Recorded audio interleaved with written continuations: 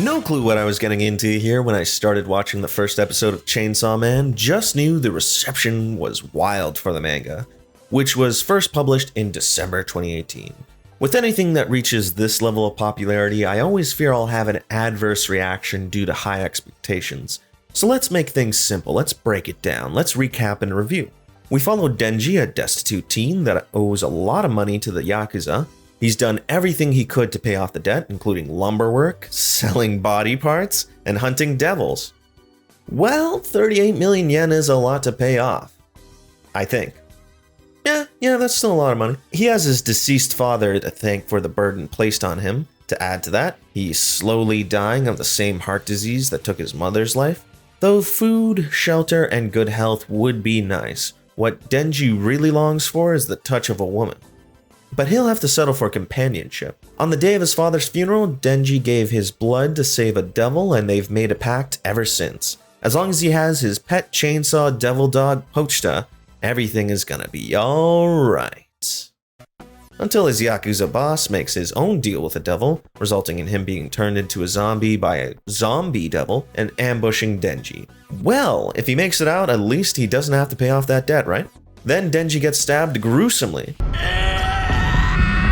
At least let that dog make it out. Oh, damn it. With his last bit of strength and Denji's blood, Pochta says the Chainsaw Man was the friends we made along the way, and gives Denji his heart. Denji regrows his body parts and becomes a devil-human hybrid, taking his vengeance out on the zombie devil and his cronies. I suppose this place is as good as his home, so he decides to sleep standing up in the warehouse, until a woman introduces herself as part of public safety and requests that he join them. A hell of a starting episode. They got through our origin story quickly. The episode does everything in its power to lay empathy on Denji with the debt, sold body parts, and disease. Now, these sorts of things can be cheap and simplistic ways to make you root for a character, but I think the stronger element would be how he handles his adversity. He seems to accept his fate, grinning and bearing it, just barely hanging on. But when he's alone with Pochta, he's free to dream about his wildest fantasies. It's really sad because they're really mundane things like eating plain bread, but now he'll add jam to it.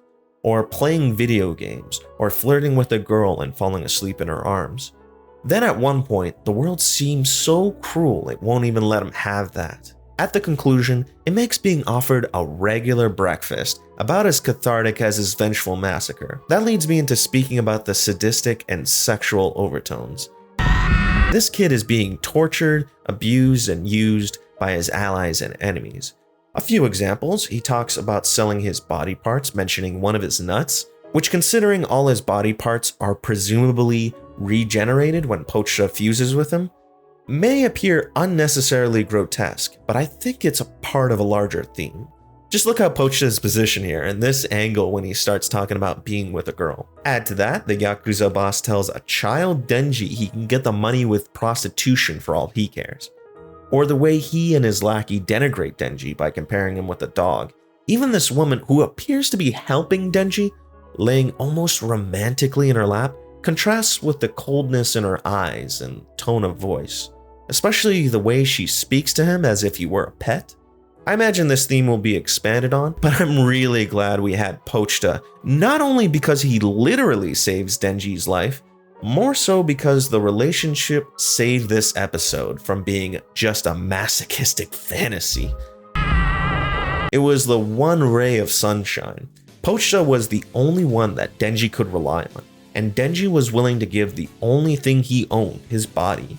At the end, we learn these feelings were mutual. I would hope that's not the last we see of this good boy. Moving on though, if I had any criticisms, the dog comparisons were played a bit thick. Yes, we get it. People treat him like a dog and his best friend is a dog, and they're seen on the same level societally. But that's a very minor nitpick. Another criticism would be the idea that anyone would make a deal with this zombie devil seems completely idiotic to me. At least in Denji's defense, he was a child and Pochta was a cute dog that was maimed. Does that look like the face of a devil you can trust? Though giving it the benefit of the doubt, they could always expand on these devil contracts. Obviously, people can attain powers from these devils, so there's something in it for them. Just not sure I would trust this one in particular. If you're familiar with the shonen genre, not much will stand out at this point with the exception of the animation, which is both beautiful and bloody. I know many will hate on the 3D elements, but I thought it was used strategically and appropriately. Only other thing of note, what's with the door? Appears in the first scene and is never addressed again. Initially I thought this was his home, but he lives in a shed in a forest on the outskirts of town, clearly hinting at something there.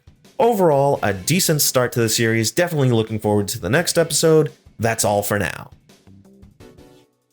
Which one is it? It's the one that says bad motherfucker.